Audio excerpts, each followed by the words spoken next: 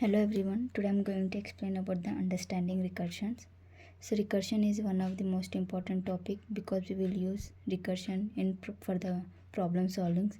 In data structures also we will use recursion like in linked list, trees and graph.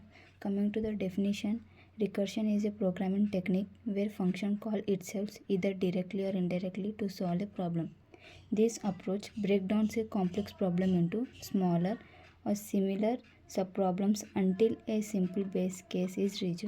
In recursion, we have two cases. First case is base case and second one is recursive case. So these two cases will be performed in recursions. So we have three steps for the solving recursion simple terms. So first step is defining a base case and the second term is defining a recursive case and the third step is ensure the recursion terminates. So first we will see the step 1, defining a base case. Identify the simplest or a base case for which the solution is known or trivial. This is a stopping condition for the recursion as it prevents the function from infinity calling itself. If you won't write base case, then it will call infinity recursion. This is a example for the infinity recursion. First main function will be executed, then it will call the function call, then it will go to the function call, again it will call to the function call. So repeatedly function call will be happen. So it will go to the infinity recursion and cause the termination error for this case. The base case is very important for the problem. So next one we will see recursive case. Define the problem in terms of smaller subproblems. Break the problem down into smaller version of itself and call the function recursively to solve each subproblem. So recursive case we will see in the example of factorial number. So this is a recursive function and this is a base functions. So it will terminate until the base condition catches. So for the factorial we have n into factorial n minus 1. So it will terminate until the base case will catch.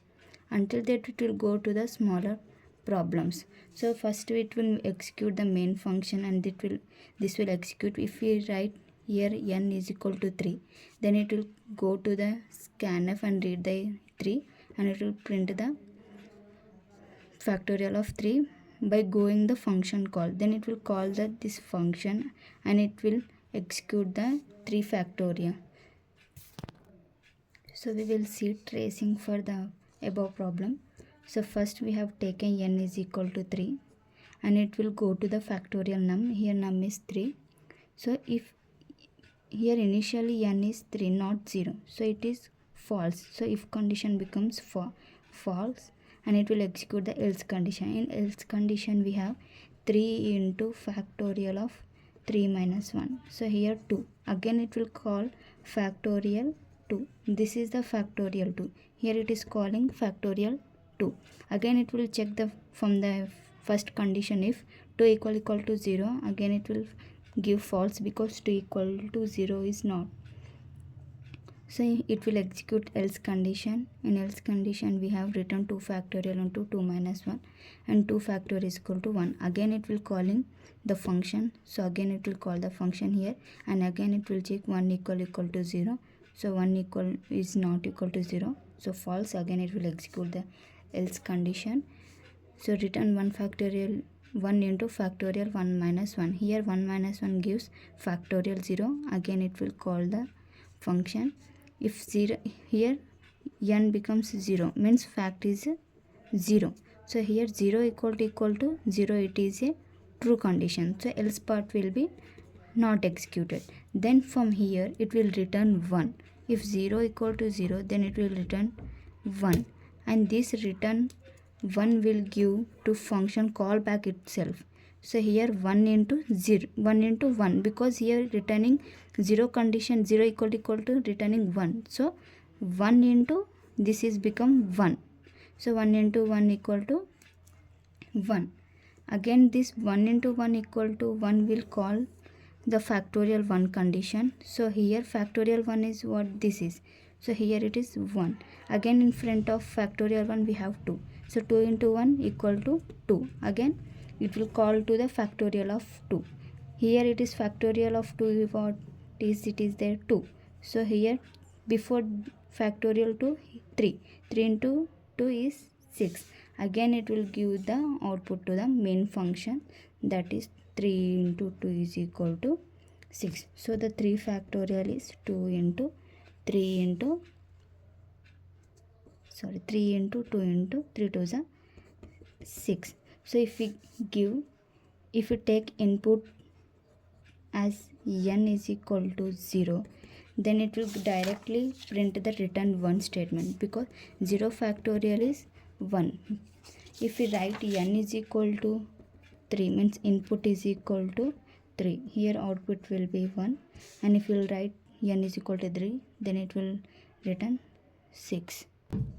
So here this is the approach, because here the calling function call itself, and it is again calling the function, and it is again calling the function till the base case is read. So in our problem the base case is 0, so we will reach here base case and we will return the answer to the previous one. Again this answer will be returned to the previous one, again this will answer will return to the previous one, again last the answer will be returned to the main functions. Like this the tracing will be happen for the factorial of number.